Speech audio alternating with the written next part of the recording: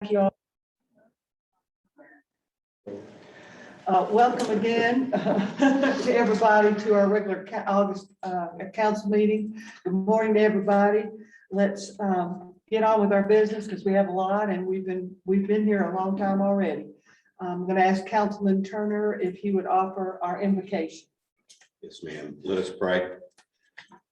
Heavenly Father, you are the builder of all things. Please guide us in this meeting.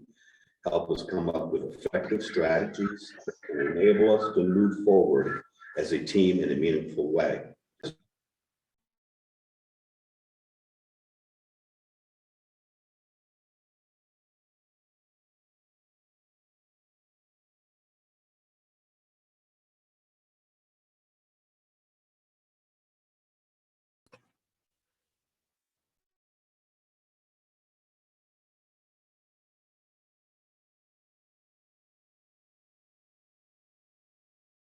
What I would like to discuss next. Item 3 is approval of minutes from our July 1st special call meeting. And this meeting was to consider a resolution as part of an application process to apply for a GFA grant for our, who was completed by our city manager. This grant was for $3 million, a non-matching grant for a proposed program for a septic to sewer grant. Last, and I thank Tim Dare for bringing this to our attention. I sent this to talk to Jason. We had 4 days to complete this grant. We figured we weren't going to get it, but it would be good practice to fill this out for future grants.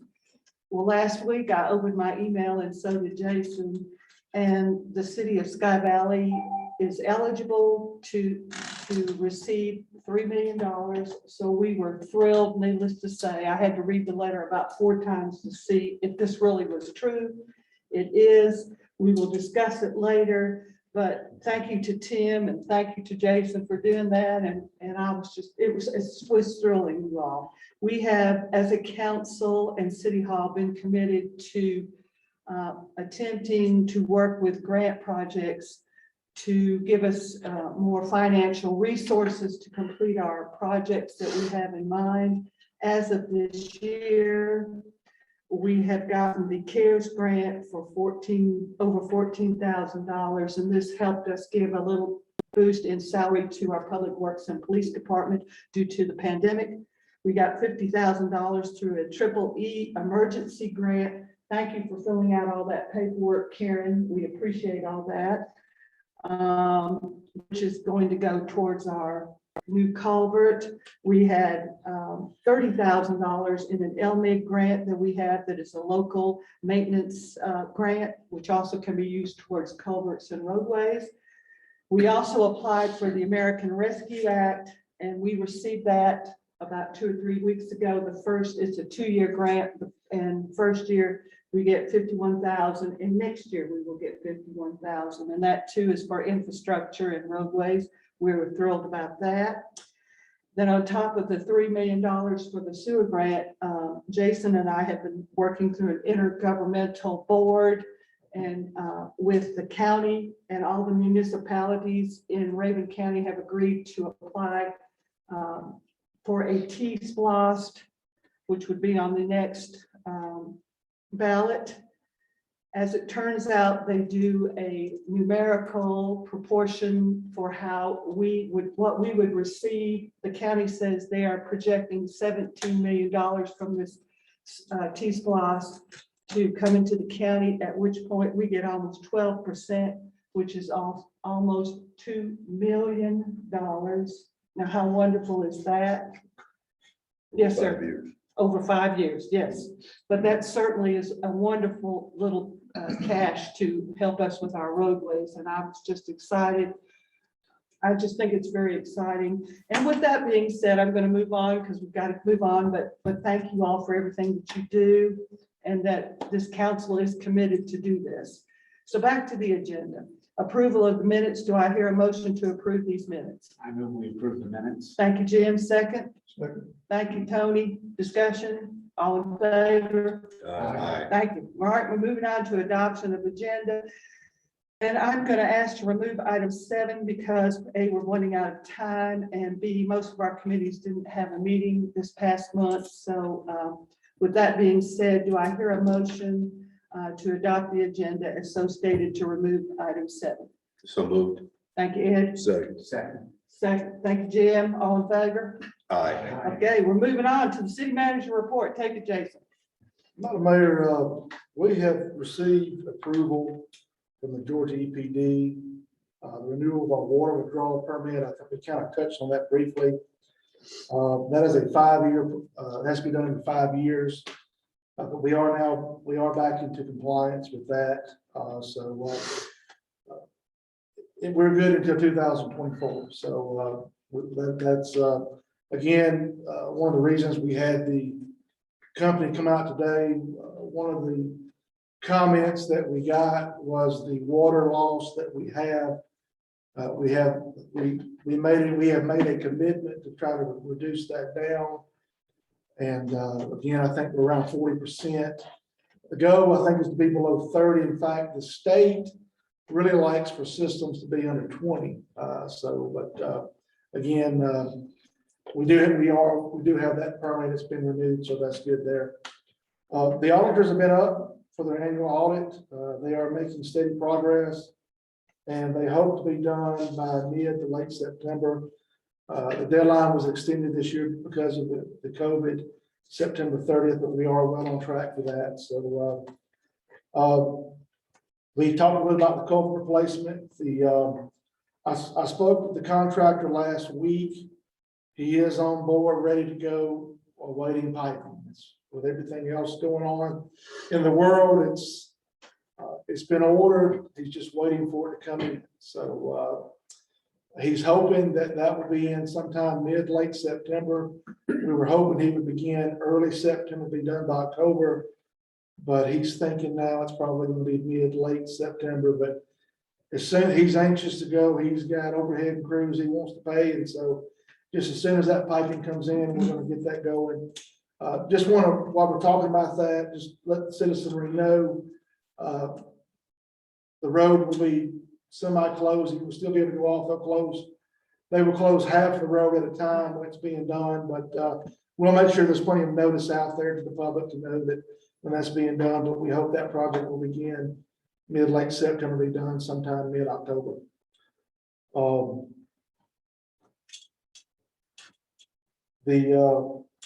The easements for the southern access that we've talked about, those easements went out last month. There's about a dozen homeowners. We're starting to get those easements back signed, notarized. We've gotten 2 or 3 of those back in. I suspect, hopefully we'll get those back in. All of them in the next 30 days. We do have a 100% commitment from those property owners to improve. Of course, we're talking about the evergreen below Sheep Cliff that will link back to Crusher Run, the county road. Once we get those in, we have, James and I, we've gotten 3 bids, for tree contractors to come in and clear that overgrowth out. So kind of give you an idea, once maybe 30 days, we'll have all the easements in, we'll get those filed with the clerk of court. We'll get the center line staked, hope to have that done sometime early October. It will take about 2 weeks to have those, it's approximately 1 mile of right of way cleared out. And once that's done, I spoke with Darren Giles, the county administrator, about 2 or 3 weeks ago, and we're still slated to hope they're going to come in. In fact, I think he used the word that would be a great wintertime project. So hopefully sometime December, maybe they'll be able to get some nice days. They can bring that heavy equipment in and do what they need to do. But the goal would be to have that at least at a nice gravel base that has the potential to be paved sometime in the future by late this year, early 2022. I'd like to add that the county is coming in and paving that and also inserting culverts at no cost. Well, they wouldn't be paving it initially. I meant but, they're grading it. Yeah. Excuse me. Thank you. And of course, also that would be the most direct route for the sewer if the sewer ever comes in. So it is critical that we do this. We are in the process of working on the 2022 budget. Clegg Jarvis and I, we've got some numbers. We are starting to get some of our tax information in from the county, and we hope to be starting on that first part of September very soon, which is just around the corner. Dustin Hensley, he begins CDL training tomorrow. We talked about that. We are trying to invest in some of our city staff. We're working to bring the water testing in-house with Mr. English. We do have some equipment that requires CDLs. Dustin Hensley is going to be doing that, and he hopes to have that sometime. It's about an 8-week process. It's up with October. And then we talked earlier about some of the properties that the city would like to sell. I have requested I got some prices from appraisers. I think we talked, I have found the cheapest appraiser. They're about 30 days out. I have requested them to go ahead. We're talking about the Wildbird properties.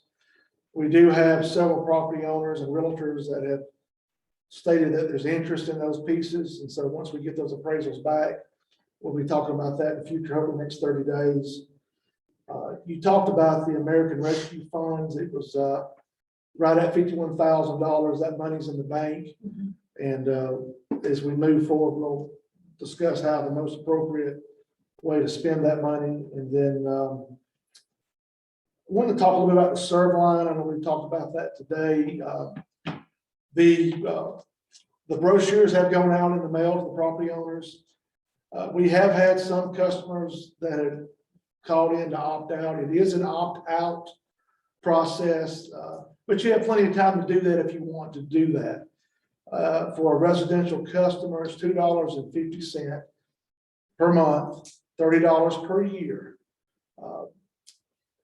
If $2.35 of that goes to Serverline, 15 cents would go to the city. I did the math. The city would probably see about $100 a month, $1,200 a year. So the city's really not making any money. This is a service to the citizens. But I just want to specify that when this goes online, the existing policy goes away. The one adjustment every 5 years, up to 50%. So if a homeowner, renter, whoever, if they elect not to participate, if they have a leak, that leak will be upon them to fix. Again, this program would, you basically would take the 12-month average of what you pay. If you experience a leak that is 2 times your normal bill, your bills are $100 a month, every month on that consistency. I got $1,000 water bill. You get the repair done, what you would have to do anyway. You submit that to Serveline. Serveline asks for the 12-month average from the city. The $100 per month, you pay the $100. Serveline pays the $900 to the city. 12 months, you reset the clock. But again, it's a good program. It's not a money-making program to the city. This is just a service, but I just want to talk about that. Again, but if anybody wants to opt out, there's still plenty of time to do that. There is a number they can call Serveline to do so. And that's all I have in my report now. Thank you. How about department reports, Jason? They're both here, Madam Mayor. I don't know if there's anything they want to add, Chief or Mr. Hobart. If they please come forward. Grass cutting season, busy. Just Very into normal grass cut season, moving along and fixing to start with hay bales, getting them put out. Obviously, with the 6 inches of rain we're anticipating, and we're imagining there's gonna be some clogged culverts. Just ask the citizens to be patient. Yeah. The guys are ready. We'll get to them. Hopefully we won't, but we're ready to go if anything happens. Thanks, James. Anything, Chief Estes? The only thing that we're in the process of doing right now is getting all of the police department and public works. It's time for our annual CPR recertification, AED recertification. And we're probably be looking, hopefully, if funding is available, buying a couple more AEDs. We only have 2 as far as what we have at our disposal. None of James's guys have one in their trucks. That wouldn't be a bad idea, is to have one on their work sites. We do have them in 2 of our police cars, but that's just what we're kind of looking at right now. Maybe having one maybe mounted in the shop, but I think it would serve them better in a truck, just so they have it available, because several of these guys work for the fire department and they already have the training, they still have the equipment. Okay. So that's something we've been looking at and trying to get some prices on, but even if we wanted to buy them right now, you can't, they're all gone. They're all kind of back, well, like everything else, everything's back. Do we have one at City Hall? We have 2 in the police department. I don't think we have one mounted in City Hall. We looked at that at one time, but we never got it. It's one at the chapel, Ed, is there one at the club? Yes, How Okay. about here? but if there's some type of training going on, I'd like to know about it. And we'll make sure the club gets some people over there, because it's nice to see it hanging on the wall, but you need to know what to do with it. Yeah, So, Yeah. that'd be great. Great idea. Thank you, Chief Estes. Yes, ma'am. All right. Do we have any comments from Zoom that we need to address at this point? Nothing, Madam Mayor. There was, for the sake of time, there was a couple of comments on the work session, but it was mostly about the in-ground cans. There was really, but there's no comments here. Okay, so you'll take care of the comments when you get back to your office. All right, let's go to new business, which is to consider a recommendation from our Planning and Zoning Commission in regards to a setback variance for Dale Fenwick, who is here. Our PNC chairman is out of town, so Ed, who is on that commission, would you review the commission's recommendation motion to accept the PNZ recommendation? Well, as you said, the P and Z met on July 21st and heard the request from Mr. Fenwick. We considered all the issues, considering the neighbor had supported the request. There was no opposition at that meeting, and so the Planning and Zoning Commission unanimously approved making a recommendation to the council to approve. Okay, I'm going to ask for a motion to accept the PNC's recommendation. So moved. Thank you. Bill, second. So Thank you, Tony. Now, any discussion or questions for Mr. Fenwick or for Ed, who's on the commission? I just have a comment, Okay, comment. based on the design and what's existing there now. This would be a dramatic improvement. Dramatic improvement, increase the value of the house. The neighbor was fully supportive. It's those kinds of modifications we need to do to some of our aging houses here that really benefit the city. So all for it. Right. Also, Mr. Fenwick's presentation was stellar. He did a wonderful job of that. We usually get drawings on napkins, handed to P and Z. So this was great job. What was the nature of the request?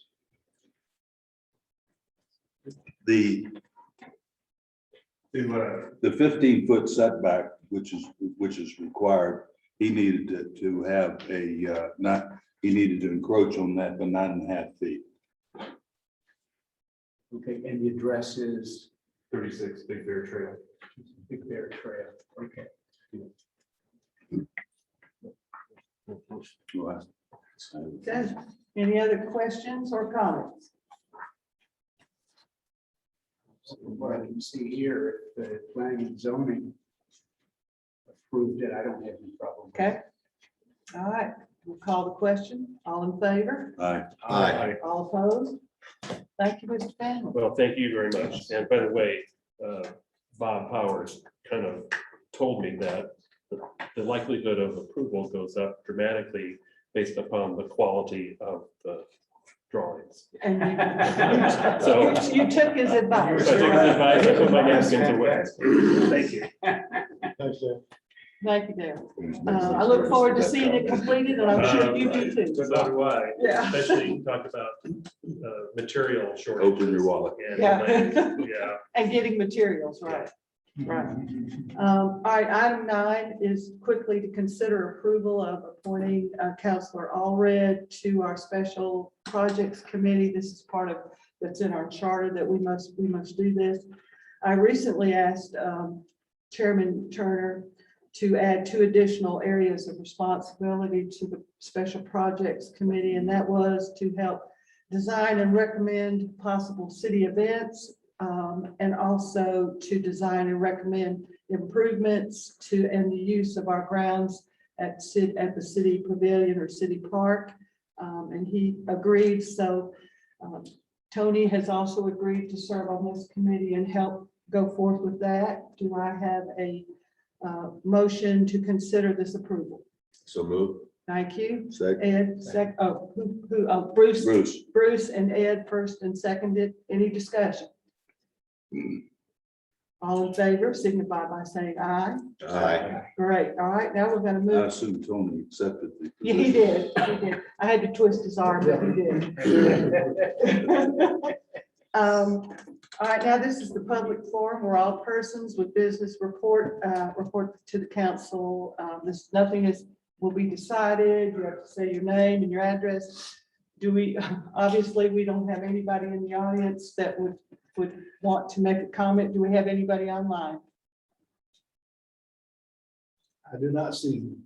We have several, but there's no chat, so. Well, great. Well, I'm glad that we have some people that are at least with us digitally. With that, I'm asking for a motion for adjournment. So moved. Thank you. Second. Second. All in favor? Aye. And hopefully we can all get home and swim past the cold, right? With no leaks. We're under a tornado